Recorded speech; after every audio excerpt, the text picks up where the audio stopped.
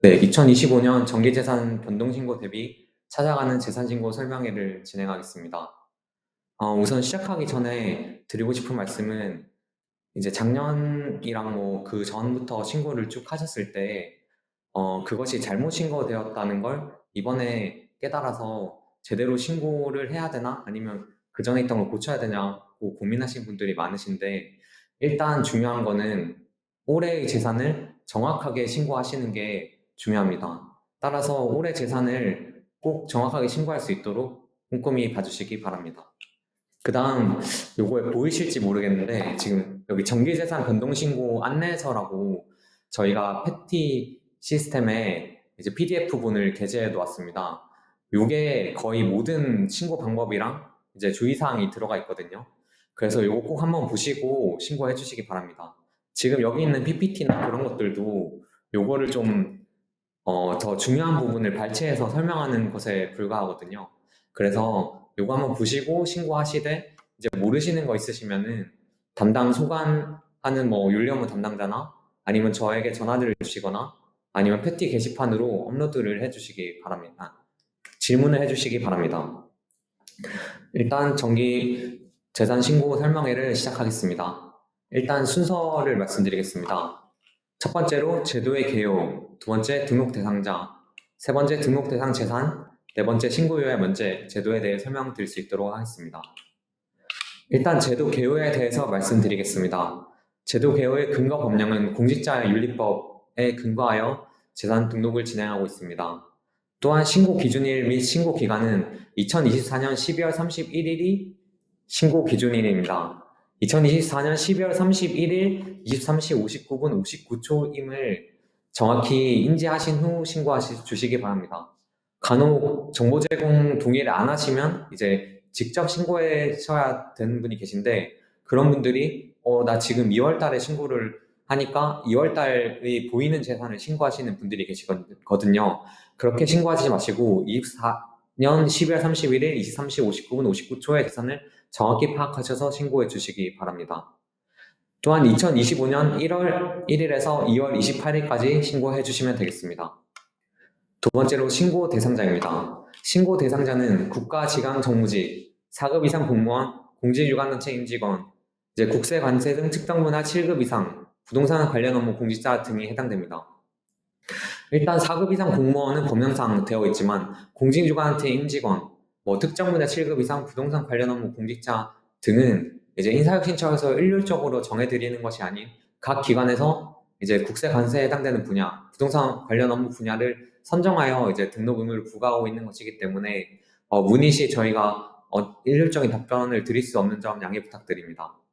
그 다음 신고사항입니다. 신고사항은 아까 말씀드린 신고 기준일 현재 등록 대상자의 등록 의무자 본인, 배우자, 직계 좀비 속의 재산을 신고해 주시면 되겠습니다. 일단 첫 번째로 중요한 것이 친족 정보입니다.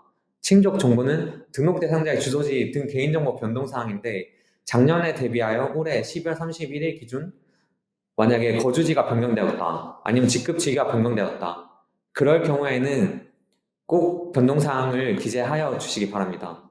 이 변동사항, 그러니까 거주하고 있는 사항과 이제 신고해 주시는 사항을 합산하여 저희 제3신사에 반영되고 있기 때문에 이걸 꼭 정확히 적어주셔야 불필요한 소명이 방지될 것입니다. 그 다음 신고 재산입니다. 일단 본인 배우자 및 본인의 직계 좀비 속의 재산 변동 사항인데요. 일단 본인 배우자 말고 이제 직계 좀비사의 경우 뒤에 고지거부 제도가 있으니 고지거부 제도 설명하면서 다시 한번 말씀드릴 수 있도록 하겠습니다. 다음 주요 일정입니다. 이미 2월 중순인 관계로 이제 정보, 부동산 정보와 금융 정보, 새로 정보 제공 동의하신 분들은 회원권, 가상자산 등 정보 제공 동의가 추가로 이루어질 것인데요. 이걸 다 받아 붙일 수 있으니 지금 꼭 신고해 주시기 바랍니다. 일단 고지거부 신규 허가는 신청이 1월 31일 날 마감이 되었습니다. 그렇더라도 재심사가 기한이 3월 31일까지입니다. 따라서 고지거부 재심사자에 해당되는 분은 3월 31일까지 추가적으로 신청해 주시면 되겠습니다.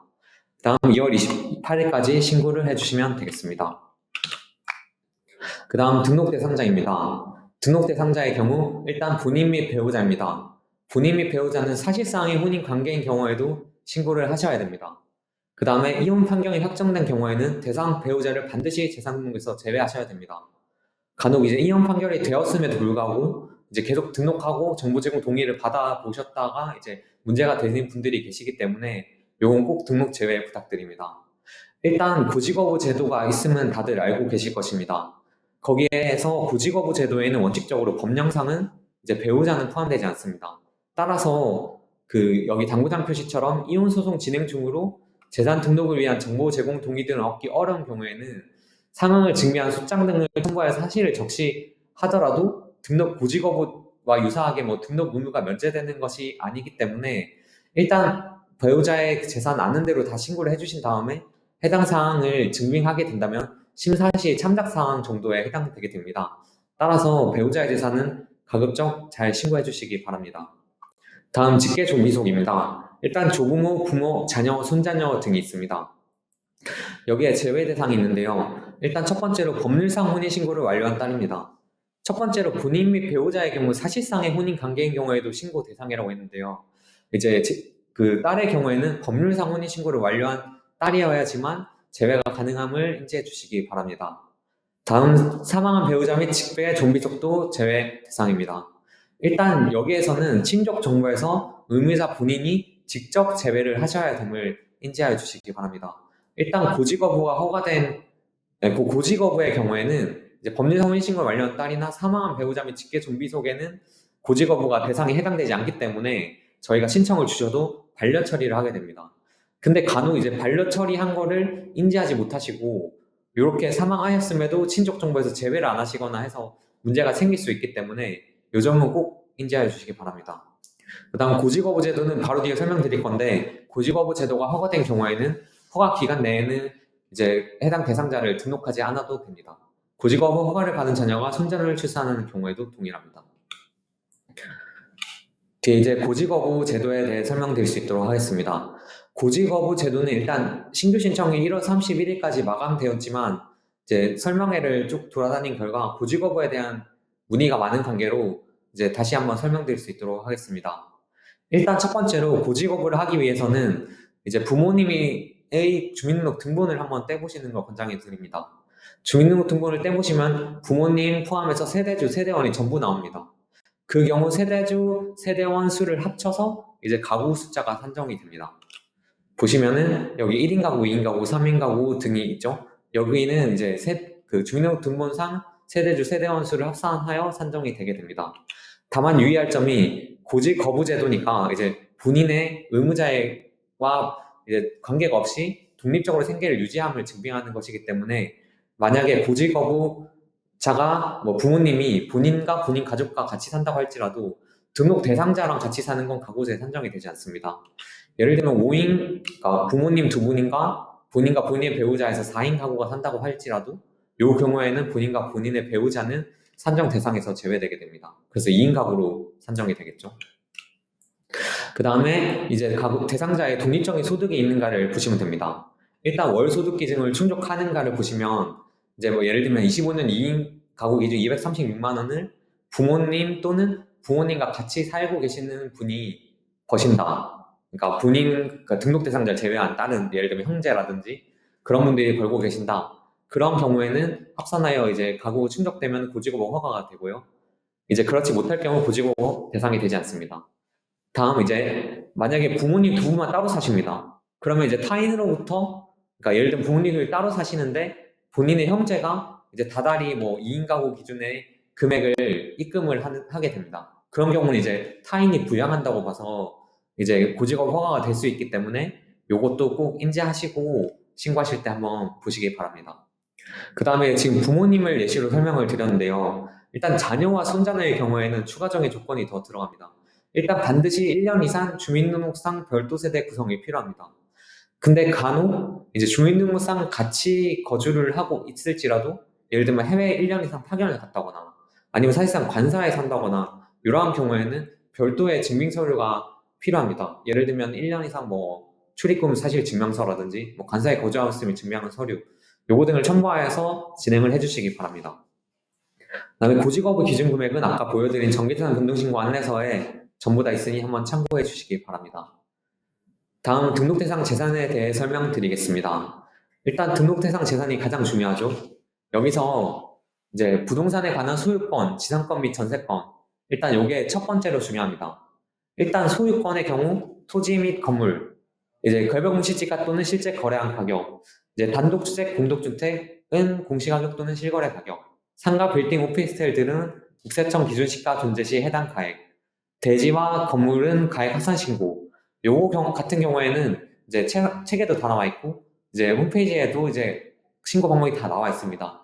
문제는 지금 부동산 정보 제공 동의를 하신 분들이 대부분이실 것입니다. 근데 부동산 정보는 금융정보와 달리 일괄 입력이라는 버튼이 없습니다. 그래서 따라서 이거를 열람만 할 수 있지 직접 신고서에 기재를 하셔야 되기 때문에 열람 버튼만 누르시고 이제 입력을 안 하시는 분이 계십니다. 자기가 입력 자동으로 됐다고 착각을 하시고 요 경우에는 꼭 이제 열람 버튼만 누르시지 마시고 열람 버튼 눌러서 사실관계를 확인 후 직접 기입을 해주셔야 이제 불이익이 없을 것입니다. 특히 부동산이 중요한 것이 토지나 부동산의 경우는 이제 억 단위가 넘어가기 때문에 잘못 신고하실 경우에는 이제 몇 억 누락 이렇게 좀 큰 금액이 누락되는 경우가 생깁니다. 그렇게 된 경우에는 징계 등 불이익 처분을 받을 확률이 높아지게 되니까 토지는 더더욱 주의하여 신고해 주시기 바랍니다. 일단 소유권의 경우는 정보 제공 열람으로 보여서 신고를 잘 하십니다. 이제 두 번째로 전세 임차권이 엄청 중요한데요. 일단 전세나 뭐 보증금이 들어간 월세 등을 하셨다면은 이 전세 임차권 항목에 임차 보증금을 꼭 신고해 주셔야 됩니다. 이제 이것도 제공 동의해서 열람으로 보이지 않기 때문에 막상 그 신고하는 버튼 신고하시다가 잊은 경우가 엄청 많고요. 그 다음에 뭐 몇 년 동안 이제 신고를 잘 하셨더라도 요건 실수하실 경우가 있습니다. 예를 들어 설명드리면 매년 소유권, 그러니까 본인이 소유하신 아파트에만 다 거주를 하셨습니다. 근데 자녀가 이제 새로 직장에 취업을 해서 자녀 전셋집을 얻어주셨습니다. 그렇게 될 경우에는 이 전세임차권 신고를 따로 해주셔야 되는데 일단 부동산 정보 열람에도 안 뜨고 이제 본인은 계속 소유권만 있었으니 소유권으로만 몇 년 동안 신고하시던 관성 때문에 요걸 잊으시는 경우가 굉장히 많습니다. 그래서 요거 있는 경우도 이제 전세 억 단위의 뭐 금액을 누락할 수 있기 때문에 요거는 반드시 다시 한번 확인 후에 신고해 주시기 바랍니다. 단 보증금 없이 월세만 지급할 경우는 등록 대상이 아닙니다. 다음은 분양권입니다. 분양권의 경우는 일단 총 납입 금액을 신고해 주시면 되고 일단은 뭐 웃돈을 주고 분양권을 구매하셨을 경우라도 그 프리미엄까지 다 신고해 주시면 되겠습니다. 재건축 분양권의 경우가 문의가 좀 있습니다. 일단은 재건축 이후에 본인이 살게 된 동호수가 배정되지 않았으면 기존 건물을 신고해 주시면 되겠습니다. 근데 본인이 살 동호수가 배정이 되었다면은 총 납입 금액을 분양권으로 일단 신고를 해주시고 기존 건물 내가 살고 있다고 소유권을 신고한 거를 상실 처리해 주시면 되겠습니다. 여기에 더불어 매입 및 매도 부동산의 신고 방법에 대해 말씀드릴 수 있도록 하겠습니다. 이건 책에 다 나와 있는데요. 일단 매입 부동산 같은 경우는 본인이 중도금을 지급하였다면 본인 명의로 등기가 되지 않더라도 신고를 해주셔야 됩니다. 근데 내가 매도하는 부동산은 이제 중도금 여부와 상관없이 상대방의 이름으로 등기가 된 경우에만 내 건물이 아니게 됩니다. 그래서 요 매입과 매도 차이점이 있기 때문에 요 책이나 신고 방법 잘 보시고 신고해 주시면 되겠습니다. 이제 다음에 대해 설명드릴 수 있도록 하겠습니다. 일단 자주 하시는 실수는 본인 또는 직계 존비속이 거주하는 오피스텔 아파트에 임대 보증금을 미신고하신 분이 계십니다. 아까 말씀드렸듯이 이제 본인 직계 존비속이 거주하는 거 전세입자권에 신고해야 되는데 그거 까먹으신 분 가장 많습니다. 다음 분시지가 가격이 아닌 주번 시세, 예를 들면 네이버 뭐 부동산 가격으로 그냥 신고를 해주시는 분이 계신데 그럼 저희가 보는 가격이랑 달라지기 때문에 이거 꼭 보시고 신고 부탁드립니다.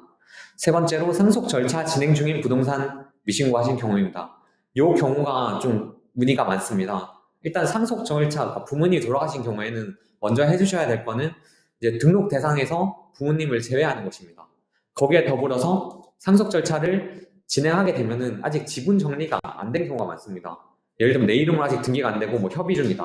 이러한 경우에도 신고를 안 하지 마시고 이제 본인이 법적으로 상속받을 지분만큼 일단 신고를 해주신 다음에 뭐 그 다음 변동신고 등에서 이제 이게 완료가 되었다, 등기가 다 완료되었다 하면은 그때서야 제대로 다시 신고를 해주시면 되겠습니다.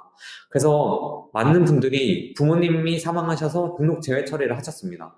근데 등록 제외 처리 후에 부모님의 재산이 본인 재산에 하나도 없다고 나오는 경우는 저희가 이제 심사 시에 소명 요청을 드리게 되거든요.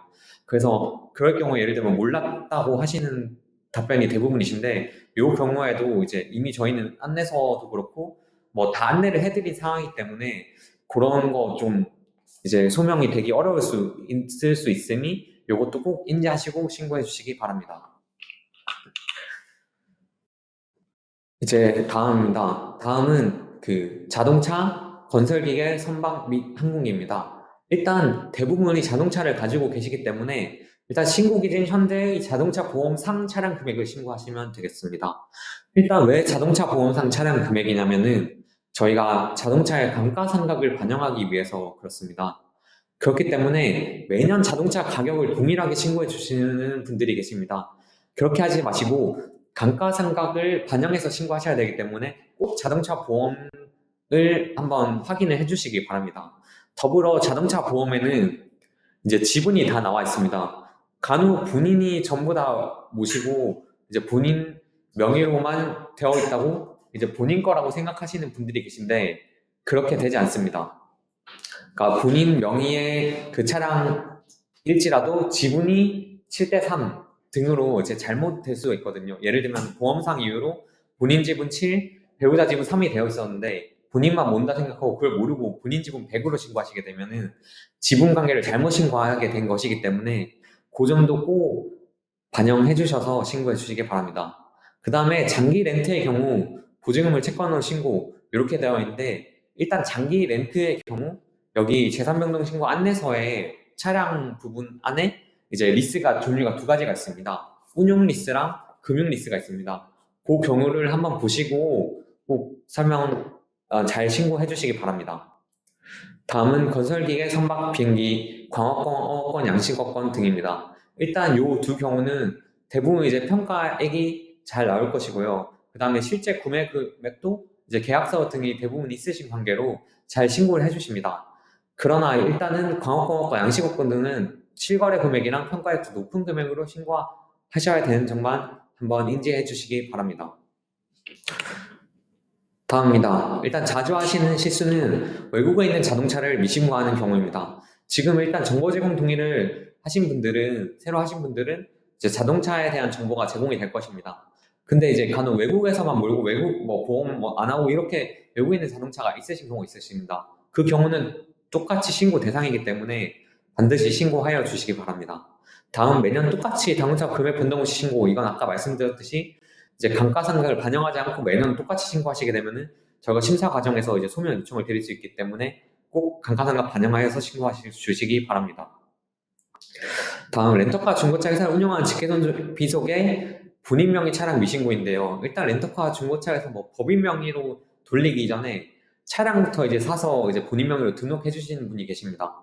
그렇게 된 경우에는 이제 본인이 모는 한 대의 차만 신고해 주시는 게 아니라 본인 명의로 된 차량 전부 다 신고해 주시면 되겠습니다.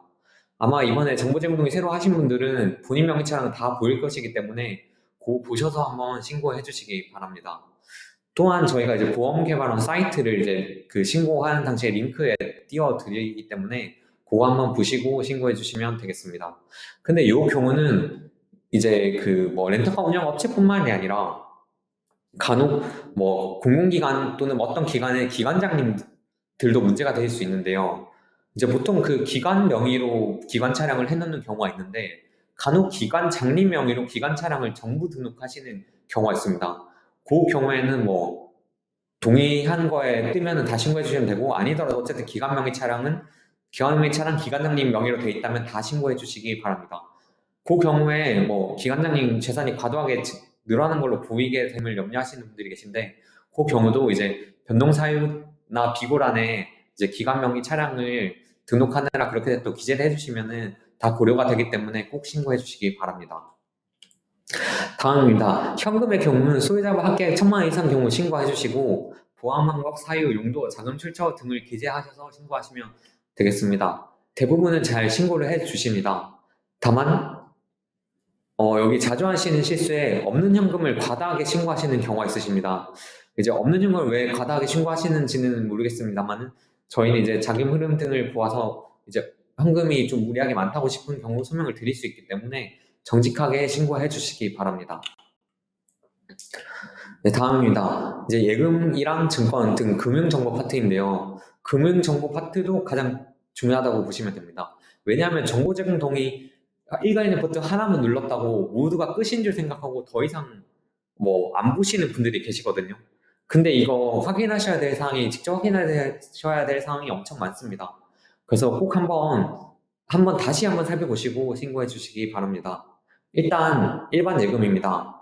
예금은 의무자 명의로 은행 등에 계산된 1,000만 원 이상의 자유 취부시 예금 또는 정기예금을 모두 신고하시면 되는데요. 일단 1,000만 원 이상 이 정보 제공 동의하신 분들은 다 오시겠습니다만은 간혹 이제 그 정보 제공 동의에서 금융기관이 빠뜨린 정보가 있을 수 있기 때문에 직접 한번 다 확인해 주시기 바라고요. 그다음에 정보 제공 동의 안 하신 분들은 1,000만 원 이상이라고 생각해서 예를 들면 본인이 999만 원의 계좌가 10개 있다. 그러면 각각 1,000만 원이 안 넘으면 신고하면 안 해도 된다고 생각하시는 분들이 간혹 계시기 때문에 요거는 본인 명의 합산 1,000만 원 이상이면은 그냥 모두 다 신고하라는 의미이기 때문에 신고를 성실히 해주시면 되겠습니다. 다음 수익증권, 연금, 보험 등입니다. 일단 수익증권도 정보 제공 동의 되시면 보이실 건데요. 일단 등록 기준의 증권사 평가액으로 신고해 주시면 되고 이제 하나의 계좌에 뭐 많은 수익 상품들이 들어있기 때문에 그걸 정보 제공도 안 하신 분들 중에 실질적으로 신고가 다 안 보인다 하시면은 그 계좌로 하실 때 그거를 보인다고 하시면 그 안에 있는 세부 내역까지 하셔서 신고해 주시면 되겠습니다. 다음은 연금입니다. 연금은 공적연금을 제외한 모든 연금의 등록 기준일까지 납부액입니다. 납부할 금액 아니고 나중에 돌려받을 금액도 아니고 납부한 금액이니 요점 인지하여 주시기 바랍니다. 보험도 마찬가지입니다. 모든 보험의 등록 기준일까지의 납입 보험료 총액입니다.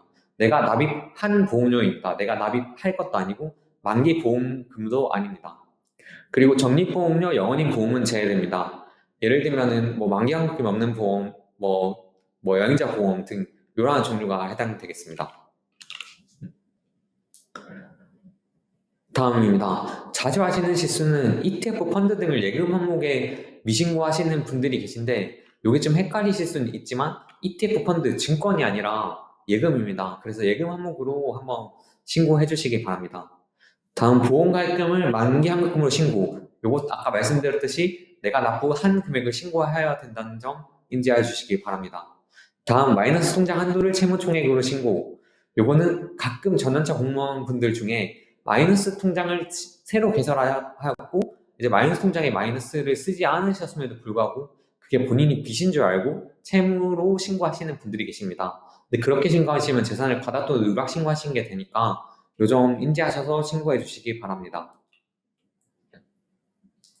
다음입니다. 증권입니다. 증권이 금융 파트 중에서는 제일 중요합니다. 일단 상장 주식은 한국거래 상장 주식은 당연히 신고 기준이 최종 거래 가격 다 나와 있고 이제 10월 31일 기준으로 다 나와 있기 때문에 잘 신고해 주십니다. 다음 이제 근데 비상장 주식, 국제공제 회사채, 스톡옵션 등이 이제 가장 문의가 많은데요. 일단 비상장 주식 같은 경우는 이제 본인이 비상장 주식이 있는지 모르시고 넘어가려고 했는데 비상주식 있다고 신고해 달라는 팝업이 뜨신 분들이 굉장히 많으실 겁니다. 이제 문의도 많이 주시는데요. 일단 이거는 버튼을 잘 이해하셔야 되는데 저희가 일괄 입력 버튼이랑 뭐 정보 활용 입력 버튼 말고도 이제 부동산 정보 열람처럼 금융정보 열람이라는 버튼이 따로 있습니다. 그 경우에는 비상장 주식, 국공채 회사채, 스톡슨 등이 이제 보이거든요. 열람 버튼으로 보이긴 하지만 저희가 기재해드리진 않는 정보가 있습니다. 그래서 비상장 주식 없는 것 같은데 떴는데 이거 어디서 보나요? 라고 하시면은 이제 금융정보 열람 버튼을 한번 눌러서 확인을 꼭 해주시기 바랍니다. 그리고 비상장 주식은 상장 폐지인 경우에도 신고를 해주셔야 되는데요. 그 경우에는 이제 그 비상장 주식은 일단 신고 항목이 워낙 복잡한 관계로 여기 책에도 나와 있고 그 다음에 그 패티 홈페이지 재산 신고하는 데 가시면 거기에 이제 비상장 주식 가액 산정할 수 있는 방법이 다 나와 있습니다. 그 다음에 그렇게 해도 본인 상장 폐지해서 잘 안 보인다라고 생각이 드시면은 대법원에서 이제 법인 번호나 법인 명으로 조회할 수 있기 때문에 그렇게 조회하시면 행명과가 나오거든요. 그렇게 해서 신고하여 주시기 바랍니다. 다음 국제공제 회사채 등도 일단은 본인이 있는지 한번 보시고 정보 열람도 하셔서 본인 거 잘 확인하신 후 신고해 주시기 바랍니다. 스톡 옵션의 경우는 받을 주식의 종류 및 수량, 행사 가격, 기간, 조건 등을 신고해 주시면 됩니다. 다만 이제 스톡 옵션은 좀 헷갈리지 말아야 할 부분이 이제 재산 총액에는 반영되지 않습니다. 예를 들면 스톡 옵션 제외한 재산 총액이 10억, 포함한 재산이 100억이라고 한다면은 저희 재산 총액은 10억으로 총괄표에 나오니까 요거 혼동하지 마시고 그대로 신고해 주시면 되겠습니다. 다음 자주 하시는 실수는 비상장 주식이나 스톡 옵션 등을 미신고하는 것입니다. 한마디로 여기 있는 증권에서 이제 일괄 활용 버튼을 해서 눌리는 상장 주식만 신고하시고 나머지는 직접 신고함에도 불구하고 신고를 안 해주셔서 이제 실수를 많이 하십니다. 그래서 그 점 꼭 인지하여 주시기 바랍니다. 다음 채권입니다. 채권도 정말 중요합니다. 채권은 다른 게 중요한 게 아닙니다. 사인만 채권, 그러니까 다른 사람이랑 채권을 하면 보통 그거는 잘 생각하시고 기입을 하십니다. 근데 문제는 이제 가족 간 채권을 누락하시는 경우가 굉장히 많습니다. 가족 간에서 채권 채무가 관계가 있다면 신고를 해주셔야 됩니다. 가족 간 채권 채무 관계가 뭐가 있냐고 생각할 수도 있지만 아까 말씀드렸던 부동산 파트의 전세 임차권과 결부되어 자주 발생합니다. 본인 자식이 예를 들면은 뭐 지방에 취업을 했습니다. 그래서 새로운 다른 지역에 취업을 해서 새로운 데를 갔기 때문에 이제 전셋집 하나를 구해주셨습니다. 물론 자녀가 다 내실 수는 없었겠죠. 그러면 이제 그러니까 뭐 증여에서 증여세 낸 걸 제외하고는 일단 자식한테 전세 금액을 빌려주게 됩니다. 그러면 내가 자식한테 나중에 돌려받아야 할 채권이 있고 자식은 돌려주어야 할 채무가 있습니다. 근데 그거를 신고 까먹고 안 해주는 경우가 많습니다. 그래서 만약에 전세 임차권을 누락하게 될 경우에는 좀 여러 방면으로 문제가 생길 수 있는데요. 예를 들면 자녀 전셋집을 구해줬는데 전세 임차권에 신고를 안 했고 전세 임차권에 신고를 안 했으니 까먹어서 사인간 채권 채무에도 신고를 안 했다. 그러면 전세 금액의 2배가 신고 누락이 되는 경우가 발생하게 됩니다. 따라서 뭐 집이라든지 아니면 가족한테 그 채권 채무 관계가 있는 경우는 꼭 신고해 주시길 바라고, 채권 채무가 아니라 증여라고 생각했을지라도 이제 증여 관계가 아닌 경우가 있을 수가 있기 때문에 잘 한번 파악하시고 신고해 주시기 바랍니다. 그리고 간혹 고지거부 제도와 결부시켜서 자녀는 고지거부 대상이라서 자녀 전셋집 신고 안 하고 자녀 채권 신고 안 한 거 맞는데 그럼 내 채무만 신고하냐? 고 질문하시는 분이 많습니다.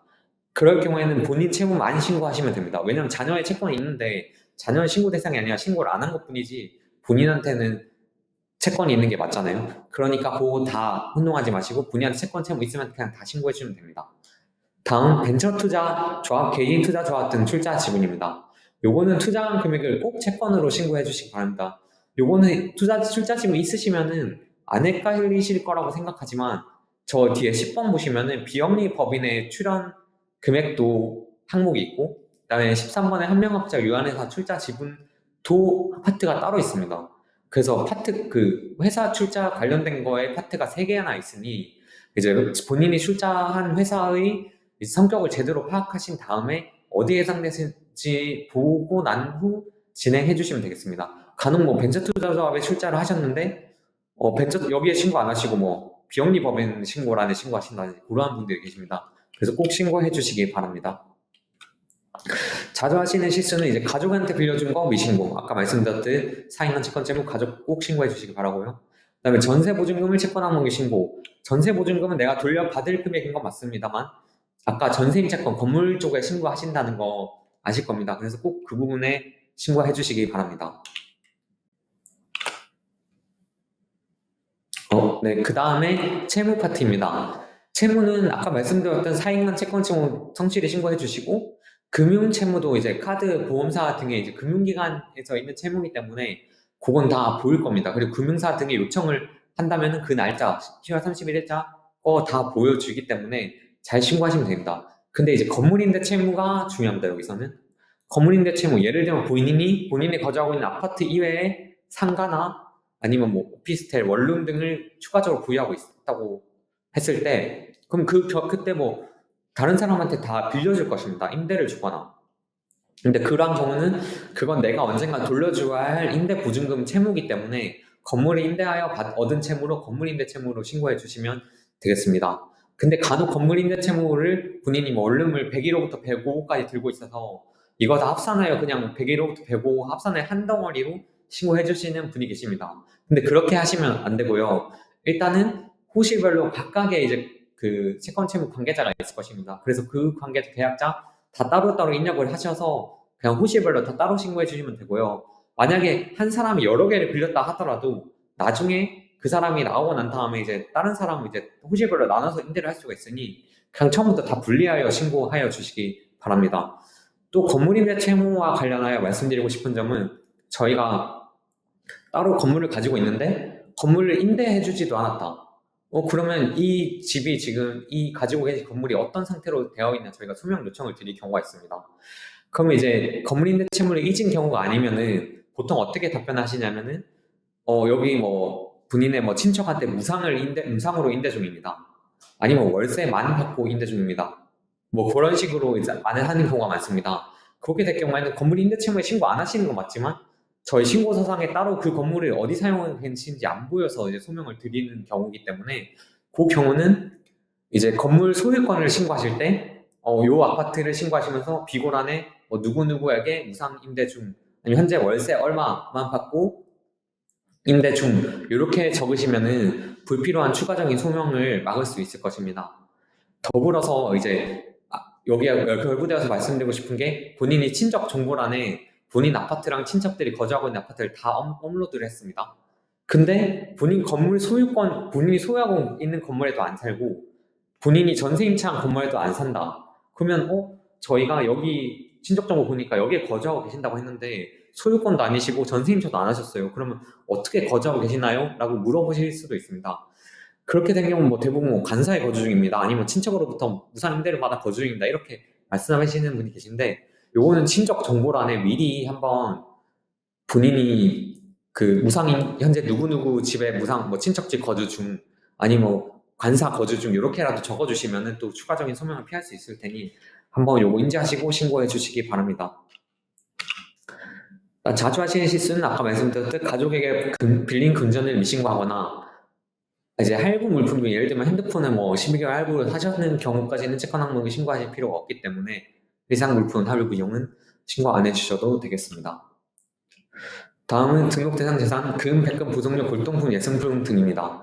일단 500만 원 이상 금, 백금, 은하, 매입금액으로 신고하시면 되고요. 거래가 없이 소유하게 된 경우 신고일 현재 전문가 등의 평가액으로 가액을 산정해 주시면 되겠습니다.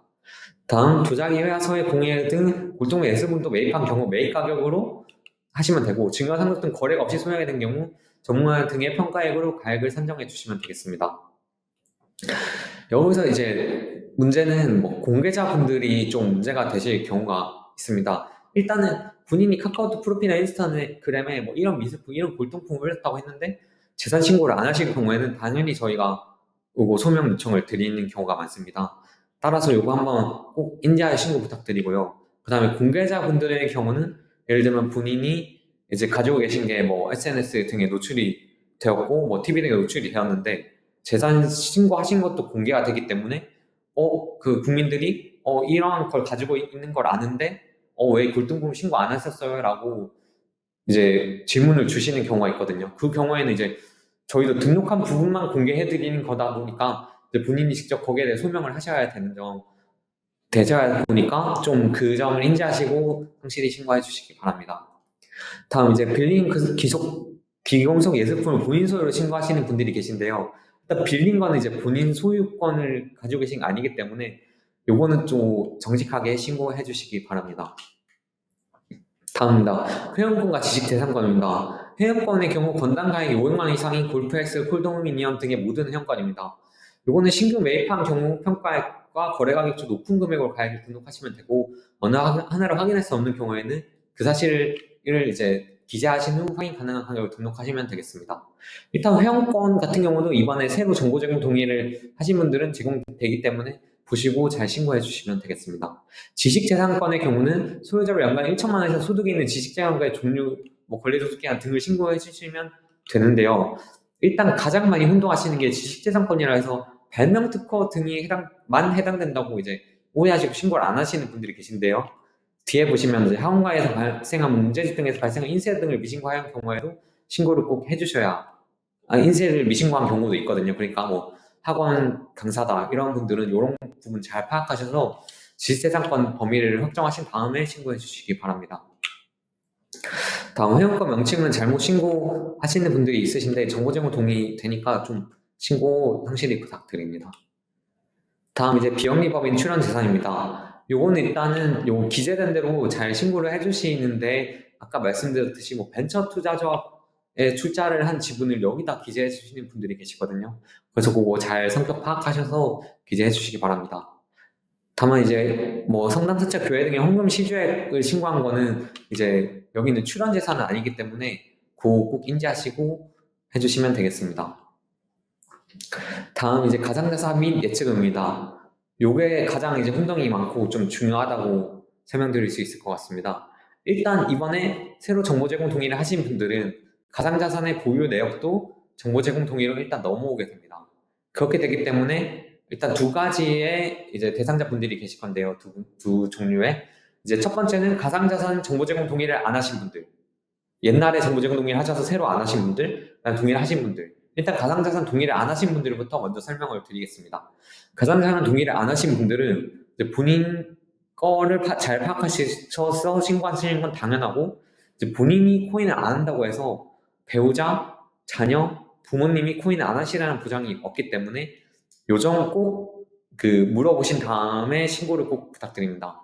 간혹 이제 배우자나 자녀나 뭐 부모님 분들께서 코인을 안 하신다는 말만 믿고 이제 신고를 누락하시는 경우가 생깁니다. 그렇게 될 경우에는 신고를 누락하신 거기 때문에 이제 뭐 징계과태료, 뭐 경고문 신용조치 등을 받으실 수 있거든요. 그래서 꼭 이거 한번 물어보실 때 가볍게 물어보시지 마시고 요걸 꼭 신고해야 되고, 아니면은 이제 불이익이 갈 수 있다고를 꼭 이제 고지하여서 신고를 해주시기 바랍니다. 다음 가상자산 정보 제공 동의하신 분들 있습니다. 그 경우에는 가상자산 정보 제공 동의는 5대 거래, 닥사에 해당되는 5대 거래소에서만 정보 제공 동의가 오기 때문에 해외 거래소나 영세 거래소에서 거래한 가상자산도 모두 신고하여 주시면 되겠습니다. 그리고 간혹 본인이 사지 않았는데 회신이 왔어요 라고 하시는 분들이 계신데요. 그거는 이제 뭐 코인 그쪽에서 이벤트나 아니면 에어드랍으로 본인 지갑에 그냥 넣어버리는 경우가 있을 수 있습니다.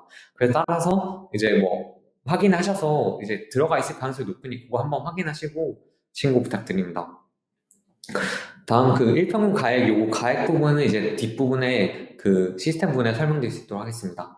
다음 가상자산 예치금은 일단 본인이 예치를 하고 아직 그걸로 가상자산을 사지 않았는 거기 때문에 그냥 예금을 해놓고 있다고 생각하셔도 되겠습니다. 따라서 예금 항목 내 가상자산 예치금으로 신고하여 주시면 되겠습니다.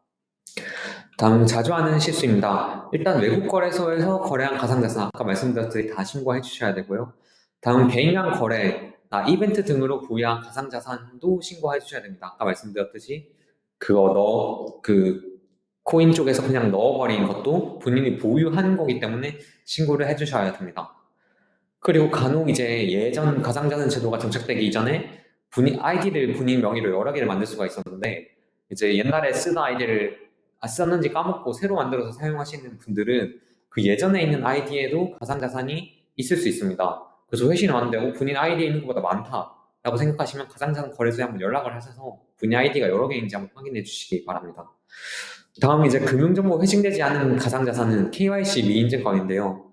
이제 금융정보 KYC 인증이라 하면 이제 그 코인이 이제 본인 명의임을 약간 일치시키는 과정이라고 합니다. 그 과정을 하지 않은 경우 이제 본인 주민등록, 그러니까 개인정보랑 코인 보유랑 일치하지 않기 때문에 회신이 오지 않은 것이지만, 일단 회신이 아는 거지 본인이 보유하고 있는 것이기 때문에 꼭 신고하여 주시기 바랍니다.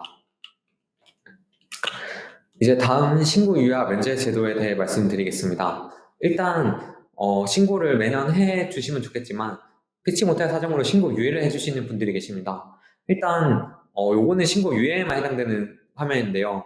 등록 기간에 장애할 수 있는 것이고, 이제 법령의 규정에 따라 외국에 파견 근무 하시거나 법령 규정에 따라 휴직, 뭐 질병이나 아니면 뭐 출산휴가 연기한 육아휴직이나 뭐 안 되면 군휴직이라든지 이런 거, 아니면 해외 주재 사무소에서 근무 등의 사유는 신고 유예 신청을 할 수 있습니다. 신고 유예를 하시면은 그 유예 기간 동안에 재산 신고 안 하시다가 유예 사유가 끝나서 이제 복귀를 하실 때 한꺼번에 하시는 거기 때문에 이러한 제도가 있습니다.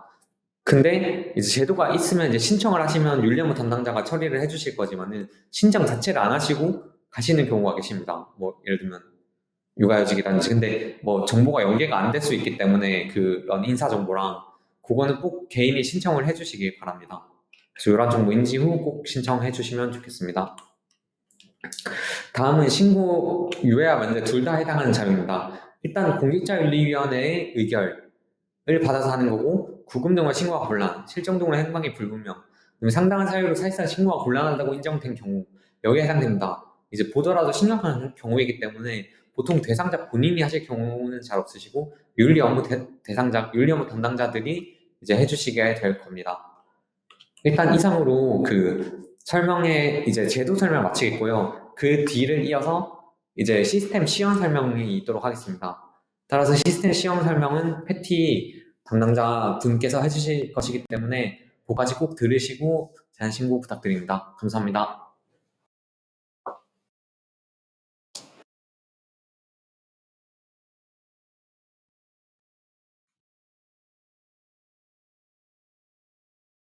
네, 안녕하십니까. 이어서 시스템 사용 방법에 대해서 설명드릴 오선경이라고 합니다. 이제 오늘 시스템 사용 설명은 화면에 보시는 순서대로 진행이 될 예정이고요. 아무래도 각 메뉴별로 자주 하시는 질문들과 자주 하시는 실수가 정해져 있다 보니 그런 부분들 위주로 설명을 드리도록 하겠습니다. 가장 먼저 주요사항 안내 부분입니다. 저희가 정기변동 신고 기간 중에는 메인 홈페이지를 구분해서 운영을 하고 있습니다. 그래서 재산신고 바로가기 쪽으로 들어가시면 정기변동 신고의 주요 일정들을 확인하실 수가 있습니다. 그래서 정기변동 신고 기간, 수정 기간, 그리고 고지 거부 관련된 안내 사항들을 확인하실 수가 있는데요. 다만 여기서 참고해야 될 부분이 이 일정들이나 이 설명들은 정기변동자에 대한 해당 설명일 뿐입니다. 그래서 인사변동에 따라서 수시신고서를 작성하시는 분들은 이쪽에 나와 있는 일정과는 조금 다르게 진행이 될 수가 있기 때문에 본인의 신고서 종류를 파악하셔서 진행해 주시기 바랍니다. 이제 신고하기 로그인을 통해서 로그인이 가능하고요. 로그인 방법은 공동인증서, 금융인증서, 휴대전화 SMS 인증 로그인 편하신 걸로 사용해 주시면 되겠습니다. 이제 로그인을 했을 때 여러 가지 안내 팝업들이 발생합니다. 첫 번째는 심사관 알림사항이라는 팝업인데요. 이 팝업은 발생하는 분들은 꼭 한 번씩 내용을 읽어주셔야 합니다. 왜냐하면 이전 신고서에 대해서 심사 참고사항에 대해 심사 담당자가 전달하는 내용이기 때문에 이번 신고 때 정확하게 신고될 수 있도록 내용 읽어보시고 이번 신고서에는 정확하게 반영을 해주셔야 되겠죠. 그리고 다음은 고지거부 재심사 알림 팝업입니다. 저희가 허가 신청은 1월 말까지로 이미 기간이 끝났지만 재심사 신청은 3월 말까지로 아직 기한이 남아 있습니다. 그래서 기존의 고지거부 허가 기간이 25년 12월 30까지인 분들에 대해서 3월 말까지 신청할 수 있도록 안내를 드리는 팝업창이고요. 재심사 신청을 하실 때 한 가지 유의해야 할 사항이 있습니다. 이제 진행 단계 부분을 꼭 확인해 주셔야 합니다. 왜냐하면 이제 작년 연중에도 이 관련된 문의가 많았었는데요. 제출을 하지 않고 임시 저장만 된 작성 중인 상태로 기한을 놓치시는 분들이 이제 많이 발생했었습니다. 그래서 이번에는 3월 말이 되기 전까지 꼭 진행 단계가 제출 완료로 이제 신청이 완료된 상태로 확인이 되셔야 되고요. 혹시나 작성 중으로 남아있는 건이 있다면 꼭 들어가셔서 제출을 클릭해 주시기 바랍니다. 이제 본격적으로 재산 신고서 단계를 진행하도록 하고요. 가장 첫 단계는 본인 정보 입력 단계입니다. 메인 화면에서 우측에 신고서 작성을 클릭하시면 스텝 1 본인 정보 입력 단계가 나타납니다. 사실 본인 정보 입력은 크게 어렵지 않습니다. 등록 기준일 시점으로 본인의 정보를 현행화해 주시면 되는데 먼저 직급 부분을 보시면 이제 가끔 이런 질문을 주시더라고요. 저희가 이제 1월 1일자로 승진을 하셔서 직급이 변동이 됐습니다. 그런데 이전 직급으로 표시가 되는데 이거 어떻게 바꾸는지 이렇게 질문을 주시는데 저희가 등록 기준일은 24년 12월 31일자 기준이죠. 모든 정보는 이제 등록 기준일 시점으로 해주셔야 되기 때문에 1월 1일 이후에 변동된 내역은 신고서에 반영을 하시면 안 됩니다. 이 부분 참고해 주시고 두 번째는 자택 주소와 거주 형태입니다. 이제 본인이 살고 있는 주소에 대해서 자가인지 전세 임차권인지 관사인지 여러 항목을 선택하는 부분이 있습니다. 만약에 이제 본인이 관사에 거주하고 있고 보증금이 없다 또는 내 소유가 아닌 부친 명의 집에 같이 거주하고 있다라고 한다면 거주 형태를 관사 또는 기타라고 선택할 수가 있습니다. 기타로 선택하시면 직접 입력할 수 있는 칸이 생성이 되기 때문에 부친 명의 집 거주 또는 보증금 없는 관사 거주 이런 식으로 내용을 입력해 주시기 바랍니다. 이렇게 본인 정보를 다 현행화하시고 다음 단계로 진행하면 스텝 2 친족 정보 단계가 나타납니다. 친족 정보에서는 이전에 신고서에 등록했던 친족의 명단을 끌어와서 보여드리고 있고요. 이 친족 정보 단계에서도 딱 두 가지 질문을 주로 하세요. 첫 번째는 미등록 친족 등록하는 방법입니다. 이 미등록 친족은 상단에 있는 친족 정보로 아직 등록을 하지 않았지만 정보 제공 동의서를 먼저 제출한 경우에 발생하고 있습니다. 그래서 확인했을 때 등록 대상 친족이 맞다라고 한다면 비고란에 있는 미등록 친족 추가 클릭하셔서 주소나 직업 이런 추가적인 정보 입력하시고 저장해 주시면 됩니다. 그런데 만약에 미등록 친족에 있는 친족이 등록 대상 친족이 아니다라고 한다면 제출된 정보 제공 동의서가 철회되어야 되겠죠? 그래서 철회서를 제출하시고 담당자가 철회서를 확인 처리하면 미등록 친족에서 사라지기 때문에 등록 대상 여부에 따라서 처리를 해주시기 바랍니다. 두 번째는 친족의 등록 상태를 바꾸는 방법입니다.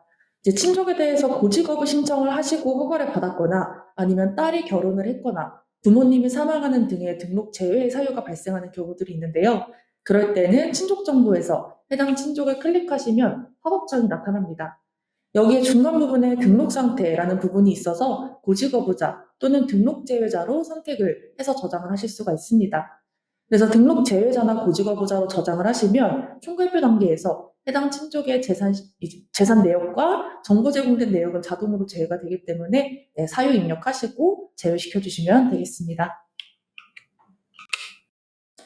네, 이렇게 스텝 2 친족 정보 단계까지 완료가 됐고요. 다음은 재산을 신고하는 스텝 3 총괄표 작성 단계를 보도록 하겠습니다. 이제 총괄표 작성으로 들어가시면 토지부터 가상자산까지 총 17가지 재산으로 구분이 되어 있는 것을 확인하실 수가 있는데요. 여기에서 각 항목별로 노란 색깔 느낌표가 붙어 있는 부분을 확인하실 수가 있습니다. 이 노란 색깔 느낌표는 아직 변동 처리가 안 됐다라고 보여드리는 겁니다. 내가 이전에 신고를 했지만 이번 신고 때 아직 현행화를 안 했기 때문에 변동 처리를 해라라고 보여드리는 거고요. 이 노란 색깔 느낌표는 남아있으면 다음 단계로 진행이 불가능합니다.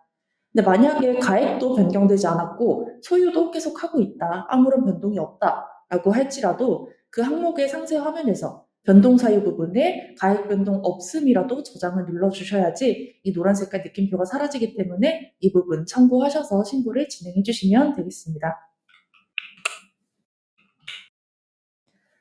이제 총괄표에서 가장 먼저 신고하는 부동산 항목을 설명드리겠습니다. 토지와 건물에 대해서 정보 제공 동의를 하신 분들은 저희가 부동산 정보 열람 기능을 제공해드리고 있습니다. 그래서 참고용으로 자료를 열람하실 수가 있는데 열람하실 때 몇 가지 유의사항을 설명드리겠습니다. 먼저 토지는 국토부의 토지대장 그리고 국토부의 토지대장 그리고 대법원의 등기 정보를 각각 회신받고 있고요. 건물은 행안부의 지방세 과세 자료와 대법원 등기 정보를 각각 회신받고 있습니다. 다만 이 자료는 100% 정확하다라고 볼 수 없는 참고용 자료이기 때문에 실제 소유 여부와 다를 수가 있습니다. 예를 들어서 내가 가지고 있던 건물을 10월 달에 팔았다라고 할지라도 오차 범위로 인해서 아직 등기상이 이제 정리가 끝났음에도 저희 쪽에 정보가 넘어오는 경우들이 있습니다. 그리고 반대로 내가 11월 달에 이제 부동산을 매입을 했다라고 하더라도 저희 정보 제공 내역에는 안 뜰 수가 있습니다. 이제 그렇기 때문에 제공된 정보는 참고만 하시고 실제 소유 여부에 따라서 직접 신고를 해주셔야 합니다. 또 이제 동일한 부동산이 저희가 정보 제공처가 두 군데이기 때문에 두 건으로 뜨는 경우들이 있습니다. 나는 실제로 한 건만 가지고 있는데 부동산 정보는 두 건이 떴다라고 질문을 많이 주시는데요. 실제로는 동일한 한 건의 부동산이기 때문에 정확한 정보로 한 건만 등록을 해주시면 되겠습니다.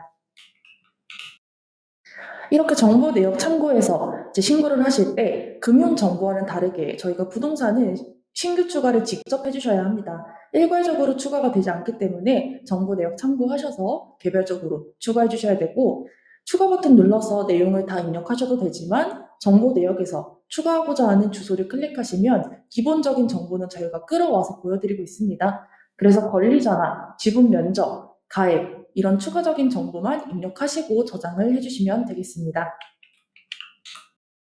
그런데 사실 신규로 추가하는 것보다는 변동신고 때는 이전에 작성했던 내용을 변동 처리하는 부분이 훨씬 더 많으시겠죠? 그래서 앞에 노란 색깔 느낌표가 붙은 변동이 필요한 항목을 선택하셔서 직접 현행화를 해주셔야 합니다. 그래서 상세 화면에 보시면 이전에 작성했던 정보들을 확인하실 수가 있는데 여기서 지금도 보유하고 있는지, 보유하고 있다면 가액은 변경되지 않았는지를 반영해 주셔야 되겠죠. 그래서 지금도 보유하고 있을 경우에 가액 부분을 현행화해 주셔야 하는데 가액은 저희가 이제 실제 매입했던 금액과 공시가격 중에 높은 금액으로 신고를 하도록 되어 있습니다. 그래서 내가 이전에 신고했던 금액이 실제 매입했던 금액으로 신고를 했었는지 아니면 공시가격으로 신고를 했었는지를 먼저 파악해 주셔야 합니다. 만약에 내가 이전에 신고했던 종전가액이 실제 매입했던 금액이었다라고 한다면 이번 시점의 공시가격이 높아졌을 때만 변경 처리를 해주셔야 하고요. 이번 시점 공시가격이 매입 금액보다 낮다라고 하시면 가액을 변동 처리하지 않고 가액 변동 없음으로 저장을 해주셔야 합니다. 그런데 종전가액이 공시가격이었다, 난 공시가격으로 신고를 해왔다라고 한다면 이번 시점 공시가격이 높아지든 낮아지든 상관없이 이번 시점의 공시가격으로 변동 처리를 해주시면 되겠습니다. 그래서 공시가격을 확인하시는 거는 이제 토지나 아파트, 단독주택의 경우에는 공시가격 조회라는 버튼을 클릭해서 일괄적으로 끌어올 수가 있습니다. 바로 이 메뉴를 통해서 바로 확인이 가능한데 가끔 공시가격 조회를 통해서 가액 정보가 나오지 않는 경우들도 있습니다. 그럴 때는 부동산 공시가격 알림이 사이트나 국세청 홈택스 또는 각 지자체로 문의하셔서 가액을 직접 확인하시고 입력을 해주시면 되겠습니다. 그런데 만약에 내가 이전에 신고했던 부동산이 중간에 매도를 해서 없어졌다. 또는 이전에 잘못 신고한 재산이기 때문에 삭제를 원한다라고 할 경우에는 저희가 이전에 신고했던 재산은 바로 삭제를 할 수가 없습니다. 왜냐하면 삭제가 되는 과정 그리고 이제 그로 인한 사유 이런 부분들을 기재를 해야 되기 때문에 삭제가 아닌 소유권 상실이라는 기능을 통해서 영원으로 만드는 작업을 진행해 주셔야 되고요. 소유권 상실을 체크를 하시면 실거래 가격을 기재하라고 뜰 겁니다. 만약에 내가 매도를 했다면 매도한 대금을 적어주시면 되겠지만 이전에 잘못 신고해서 삭제하는 기능이다, 삭제를 하는 중이다라고 한다면 실거래 가격은 0으로 기재하시고 변동 사유에 이전 신고 때 이러이러한 사유로 삭제를 하기 원한다라는 내용을 알 수 있게끔 적어주시면 되겠습니다. 이제 이런 방법으로 부동산에 대해서 신고를 진행해 주시면 되고요. 다음은 자동차 항목입니다. 사실 자동차는 크게 어렵지 않다 보니 질문이 많이 없는 편입니다. 그래서 몇 가지만 말씀을 드리면 저희가 작년 6월자 이후로 자동차에 대해서도 정보 제공 동의서가 추가되었습니다. 그래서 동의하신 분들에 대해서는 자동차 정보 열람 자료를 보여드리고 있는데요. 여기에서는 소유 여부만 참고용으로 확인하실 수가 있고 차량 기준 가액은 직접 자동차 보험상 금액을 확인해서 등록을 해주셔야 합니다. 근데 만약에 자동차 보험상 차량 기준 가액을 보험사 쪽으로 문의하기 어려운 상황이다라고 한다면 저희가 참고할 수 있도록 보험개발원 사이트를 링크로 걸어놨습니다. 그래서 보험개발원 쪽에서 차량 정보 기재하셔서 조회하시면 참고용 자료 확인하실 수 있기 때문에 이 부분 활용해서 재산 신고 때 진행해 주시면 좋을 것 같습니다. 다음은 이제 질문이 가장 많은 부분 중에 하나인 금융재산 파트입니다. 예금보험과 상장주식, 금융채무, 그리고 가상자산에 대해서 정보 제공 동의를 하신 분들에게 제공 정보를 일괄 반영할 수 있는 기능을 제공해드리고 있습니다. 그래서 이 팝업창에서 일괄 반영 동의를 한다면 우선 금융정보 제공받은 그리고 가상자산 정보를 제공받은 자료로 접어 쓰인 자료로 저희가 목록에 보여드리고 있습니다. 물론 여기서 미동의에 체크를 했더라도 각 메뉴마다 금융정보 열람 그리고 금융정보 활용 입력 기능을 제공하기 때문에 크게 상관없이 진행해 주시면 됩니다. 그래서 예금이나 이렇게 금융재산 쪽으로 넘어가시면 금융정보 열람, 금융정보 활용 입력이라는 버튼을 확인할 수 있어서 이 부분을 통해서 다시 제공받은 자료로 일괄 반영이 가능하고요. 활용 입력하기 전에 먼저 금융정보 제공된 자료를 꼭 열람해 보셔야 합니다. 이제 금융정보 열람을 클릭해 보시면 1번부터 4번까지 보유 정보를 쭉 보실 수가 있고요. 이 자료는 꼭 검토를 해주셔야 합니다. 왜냐하면 저희가 금융자료는 그 금융기관으로 연계돼서 자동으로 넘어오는 자료가 아니고요. 각 금융사 담당자에게 요청을 해서 수기로 자료를 추출해서 보내주는 형식으로 진행이 됩니다. 특히나 정기 변동 때는 저희가 120만 건 정도의 데이터를 요청하기 때문에 정확도가 100%는 아니라고 이제 말씀을 드릴 수밖에 없고요. 그렇다 보니 본인의 실제 계좌가 정확하게 왔는지는 소유자분께서 확인을 해주셔야 합니다. 특히나 본인이 증권사의 간접금융 상품, 이제 펀드나 ETF 상품을 거래 중이다라고 하신다면 꼭 이렇게 금융정보 열람을 확인해 주셔야 되는데 저희가 증권사의 간접금융 상품은 증권이 아닌 예금으로 신고를 해야 되고요. 자료도 예금 쪽으로 회신이 됩니다. 다만 이제 예금은 저희가 상품별 신고가 아닌 계좌별 합산 신고, 총액으로 신고를 하도록 되어 있습니다. 그래서 한 증권사 계좌에 여러 가지 상품을 거래하고 있다고 한다면 저희가 각각의 상품별이 아닌 총 합친 금액으로 보여드리기 때문에 가끔씩 내가 ETF 상품이 있는데 자료가 뜨지 않는다라고 생각을 하실 수가 있어요. 그래서 문의도 조금 많은 부분이 있고요. 이제 그런 경우에는 금융정보 열람에서 해당 그 계좌의 비고란에 상세 보기를 클릭을 해보셔야 합니다. 이 상세 보기 안에 해당 증권사 계좌에 어떤 상품들이 얼마씩 포함되어 있는지 그 목록을 저희가 보여드리기 때문에 이 부분 꼭 참고해서 진행을 해주시기 바랍니다. 이렇게 제공받은 자료로 열람하시고 반영하실 때는 금융정보 활용 입력 기능을 통해서 진행해 주시면 되고요.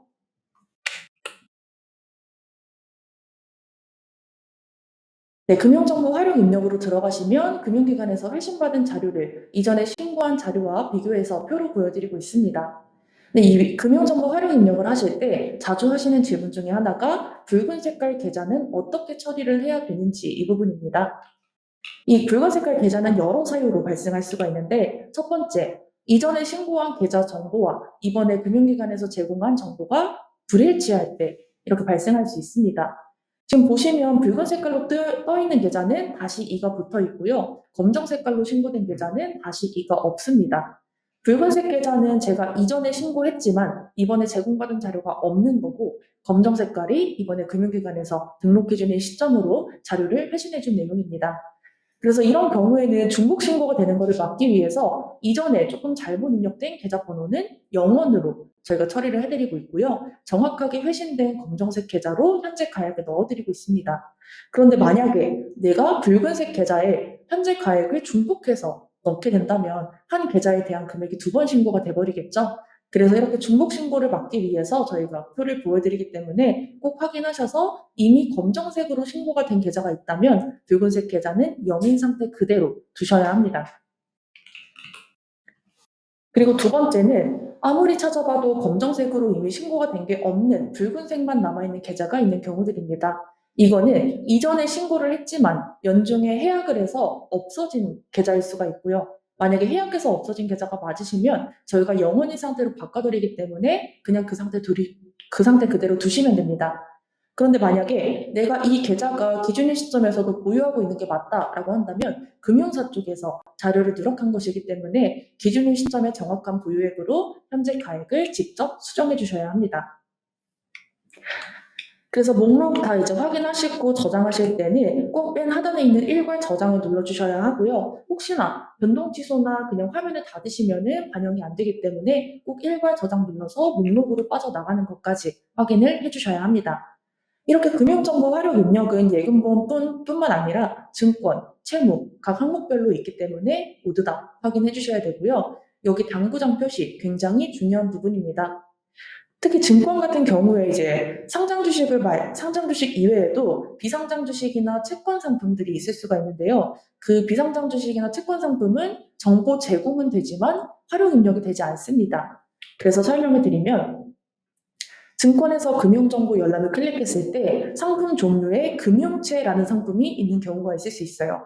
뿐만 아니라 국채, 공채, 회사채 이렇게 채권 상품들 그리고 비상장 주식이 있는 경우들이 있는데 그 부분은 저희가 자료는 제공을 해드릴 수 있지만 일괄적으로 반영은 불가한 상품입니다. 그래서 열람 자료에 이런 채권 상품들이 있다. 그러면 본인이 꼭 직접 추가 버튼 눌러서 종류를 정확하게 해서 가액을 입력해 주셔야 합니다. 물론 이제 열람 자료에 채권이나 비상장 주식이 있는 분들은 저희가 총괄표 다음 단계 넘어갈 때 팝업창으로 안내를 드리고 있습니다. 혹시나 채권이나 비상장 주식이 있다라는 팝업창이 뜨신다면 꼭 증권에서 금융정보 열람하시고 누락되진 않았는지 검토를 해주시기 바랍니다. 그리고 기타 비상장 주식의 경우에도 저희가 개별적으로 신고를 해주셔야 되기 때문에 증권에 있는 기타 비상장 주식 등록 방법, 등록 변경이라는 메뉴를 통해서 등록을 해주시기 바랍니다. 또 주식 관련해서 이제 공개 대상자에 한해서는 거래 내역서를 제출해 주셔야 되죠. 일반 비공개 대상자는 해당하지 않지만 공개 대상자에 대해서는 주식 거래 내역 신고라는 화법장을 저희가 보여드리고 있습니다. 그래서 재산 공개 대상자는 기준일 시점에 보유한 주식이 없더라도 이전 신고서 등록 기준일 이후부터 현 신고 등록 기준일 사이에 한 건의 거래 내역이 있더라도 무조건 거래 내역서는 첨부를 해주셔야 하고요. 증권 메뉴 또는 총괄표 전체 목록 메뉴에서 이 버튼을 통해 신고를 해주실 수가 있습니다. 또 이제 채무 부분, 저희가 금융 채무는 정보 제공 동의하시면 활용 입력이 가능합니다. 그런데 건물 임대 채무 그리고 사인 간 채무는 저희가 당연히 활용 입력이 되지 않겠죠. 그래서 앞 시간에서도 여러 번 강조가 됐던 부분이고요. 채무 쪽에서 추가하시면 채무 종류를 직접 선택할 수 있습니다. 그래서 내가 소유하고 있는 건물을 임대하고 받은 보증금이 있으시다면 꼭 누락되지 않도록 건물 임대 채무 등록해 주시기 바랍니다. 다음은 회원권입니다. 저희가 회원권은 사실 질문이 거의 없는 부분이라서 한 가지만 말씀을 드리면 회원권도 작년 6월자 이후로 정보 제공 동의서가 추가가 되었죠. 그래서 동의하신 분들에 대해서 회원권 정보 열람 기능을 제공해드리고 있습니다. 그래서 소유 여부 확인하셔서 건당 500만 원 이상의 회원권이 있으시다면 누락되지 않도록 신고를 해주시기 바랍니다. 이제 총합회의 마지막 재산 항목인 가상자산이고요. 저희가 가상자산은 23년 12월 14일자 부로 재산 신고 항목이 되었죠. 그래서 작년 정기변동 때도 신고를 해야 했지만 그때는 정보 제공이 되지 않았습니다. 그래서 이번 정기변동 때 거의 대부분 처음으로 자료를 제공받으실 건데 이제 가상자산 동의하신 분들은 가상자산 정보 열람, 가상자산 정보 활용 입력 기능을 제공해드리고 있습니다. 그래서 정보 열람을 하시면 국내 5대 거래소에서 참고용 자료를 제공받고 있습니다. 이제 5대 거래소라고 한다면 업비트, 빗썸, 코인원, 코빗, 고팍스 이렇게 5가지 거래소에서 자료를 제공받고 있고 그 외의 거래소나 해외 거래소는 본인이 직접 확인해서 신고를 해주셔야 합니다. 그리고 정보 열람을 하실 때 한 가지 질문을 주로 많이 하시는데 금액 부분입니다. 정보 제공된 금액을 확인해 봤는데 내가 알고 있는 금액과 내가 어플에서 확인한 금액과 전혀 다르다. 이 금액은 어떤 금액이냐라고 질문을 주시더라고요. 저희가 가상자산은 동일한 가상자산일지라도 각 거래소마다 거래 금액이 다릅니다. 그래서 이제 각 거래소의 일평균 가격의 평균액으로 신고를 하도록 기준이 정해져 있고요. 네, 그 평균액으로 저희가 자료를 보여드리고 있는 겁니다. 네, 시스템 상에서 그 금액을 보유하고 있기 때문에 본인이 수령만 알고 계시다면은 이제 일평균 가격은 끌어와서 바로 신고가 가능한 거죠. 그런데 정보 제공된 내역 중에서 수량 정보는 남아 있지만 금액이 영원으로 남아 있는 경우들이 있을 겁니다. 이 부분은 일평균 가격의 평균액 정보가 아예 없어서 저희가 제공을 못 해드리는 경우예요. 그렇기 때문에 이제 최종 시세 가액이나 본인이 실제 거래한 금액과 같은 이제 합리적으로 인정되는 금액을 직접 확인 후에 신고를 해주셔야 합니다. 이렇게 정보 제공받은 내역을 활용 입력하실 때 가상자산 정보 활용 입력을 클릭해서 진행이 가능하고요. 전체적인 베이스는 금융정보 활용 입력과 동일합니다. 그래서 가상자산 정보 활용 입력에서도 붉은 색깔로 뜨는 계좌는 이전에 신고했지만 중간에 매도를 해서 이제 없어진 그런 가상자산인 경우일 수가 있어요. 그래서 만약에 내가 매도를 한 게 맞다라고 한다면 수량과 금액 모두 0인 상태 그대로 두시면 되고요. 만약에 매도한 게 아니고 난 지금도 보유하고 있는데 거래소에서 자료를 누락했다라고 한다면 이제 수량과 금액을 직접 확인해서 기재를 해주셔야 되겠죠.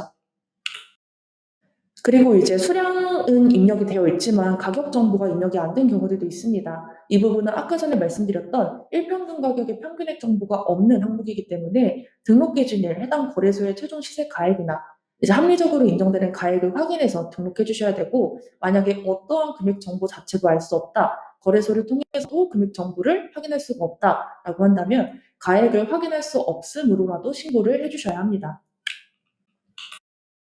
그래서 모든 내용 다 검토하시고 일괄 저장 버튼 눌러서 목록에 반영을 해주시면 되겠습니다.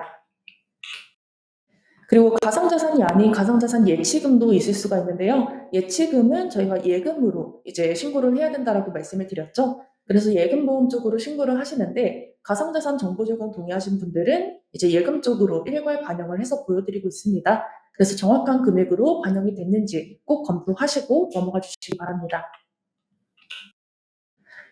이제 그리고 공개자는 주식뿐만 아니라 가상자산에 대해서도 거래한 경우 거래 내역 신고를 반드시 해야 되기 때문에 가상자산 메뉴 또는 총괄표 전체 메뉴에 있는 가상자산 거래 내역 신고라는 기능을 통해서 꼭 신고를 해주시기 바랍니다. 네, 이렇게 하면 총 17가지 재산에 대한 신고는 거의 마무리가 되고요. 다음 단계 넘어가면 신고 내역을 한번 검토할 수 있도록 검증 페이지를 보여드립니다. 이 신고 내역 검증도 질문이 굉장히 많은 부분 중에 하나인데 딱 3가지의 선에서 질문을 많이 주시더라고요. 첫 번째는 신고 건수와 회신된 건수가 다른데 이 부분은 어떻게 맞춰야 되는지 이렇게 질문을 주십니다. 하지만 저희가 이 건수는 다른 경우들이 발생할 수밖에 없기 때문에 무조건 맞춰야 되는 것은 아닙니다. 예를 들어서 부동산의 경우에 저희가 이제 정보 제공처가 각각 2군데이기 때문에 한 건의 부동산이 2건으로 뜬다라고 말씀을 드렸었죠. 그래서 건수가 차이가 나는 경우들도 있고요. 또는 전세권이나 분양권은 정보 제공이 되지 않는데 본인이 직접 확인 후에 신고를 해야 되기 때문에 이런 경우에도 건수 차이가 발생할 수 있습니다. 그래서 확인 한번 해보시고 이상 없이 정상적으로 신고가 됐다라고 한다면 건수는 맞출 필요 없이 다음으로 넘어가시면 됩니다. 그리고 2번째, 본인 및 친족이 거주 중인 건물을 신고했나요? 부분인데요. 본인 정보와 친족 정보의 거주지 주소를 입력하시죠. 그 주소지에 대해서 혹시나 소유 재산 또는 전세 임차권을 누락하진 않았는지 확인하라는 내용입니다. 그래서 만약에 이상 없이 신고를 했다 또는 내 소유 집이 아니라 부친 명의 집이고 부친은 고직업이라서 재산을 등록 안 했다 이런 사유라고 한다면 그냥 확인만 하시고 넘어가 주시면 됩니다. 이제 3번째, 타인에게 임대 중인 건물이 있나요? 이 건물 임대 채무에 대해서 여러 번 나오죠? 네, 꼭 이 부분은 확인 한 번 더 해주셔야 되는 게 본인이 소유하고 있는 건물에 대해서 임대 보증금이 있다면 채무 쪽으로 반드시 신고해 주셔야 되고 만약에 채무가 아닌 보증금이 없는 월세다 또는 이제 친족에게 무상으로 이제 빌려주고 있다. 이렇게 한다면 채무적으로는 따로 신고할 필요 없고 건물 소유권 등록하실 때 사유만 자세하게 기재해 놓으면 되기 때문에 이 부분도 한 번씩 참고하시고 넘어가 주시면 되고 이 자체는 무조건 수정을 해라라고 보여드리는 게 아니라는 점 한 번 더 말씀드리고 넘어가도록 하겠습니다. 네, 이제 스텝 4 변동요약서 단계가 나타나는데요. 이 변동요약서의 토지부터 가상자산까지 재산 증감액에 대한 변동 사유는 필수가 아닙니다. 선택적으로 본인이 필요한 경우에 작성을 해주시면 되는데 그 하단에 있는 재산 증가 감소 사유 전체적인 내용을 기재하는 부분은 필수로 기재를 해주셔야 돼요. 그래서 이제 금융이나 부동산에 대해서 자금 흐름 또는 변동 내역에 대한 참고사항 이런 부분에 대해서 기재를 해주시면 되고 기재하시는데 정답은 없기 때문에 자유롭게 본인 재산의 흐름을 적어주시면 되겠습니다. 또 이제 본인 소득과 본인 외소득은 이전 신고서 기준일 이후부터 현 신고 기준일 사이에 발생하신 근로소득, 연금소득, 임대소득 이런 부분을 합산해서 세 전금액으로 입력을 해주시면 되겠습니다. 이렇게 되면 일반 비공개 대상자들은 신고서 제출 단계가 나오는데요. 공개 대상자들은 저희가 공개 목록 작성이라는 단계를 한 번 더 보여드립니다. 그래서 특히나 윤리업무 담당자분들이나 공개 대상자분들 이 부분 꼭 유의하셔서 개인정보가 포함된 것은 없는지 또는 단위가 1,000원 단위인데 원 단위로 잘못 신고된 것은 없는지 이런 내역들 꼭 검토하시고 진행해 주시기 바랍니다. 네, 이제 드디어 신고서 제출 단계입니다. 그래서 신고서 제출 단계에서도 신고 내역을 출력하실 수가 있고요. 제출한 후에도 출력이 가능합니다. 그래서 신고서 제출하기를 클릭하시면 신고서 작성 버튼이 제출 완료로 표시가 되는데 여기에서 그냥 닫지 마시고 꼭 한 번씩 마이 페이지에 있는 신고서 조회를 통해서 내가 제출한 내역을 검토해 보셔야 돼요. 신고할 때는 발견되지 않았던 부분들이 검토할 때 발견이 될 확률이 있기 때문에 꼭 검토를 하시고요. 검토 후에 수정이 필요한 사항이 발견이 되었다라고 한다면 저희가 제출 기한 내에는 신고서 수정 버튼을 클릭해서 언제든지 수정이 가능합니다.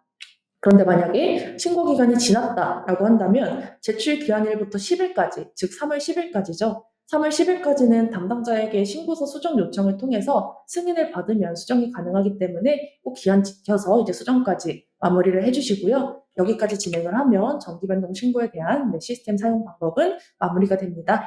네, 바쁘신 와중에도 경청해 주셔서 대단히 감사합니다.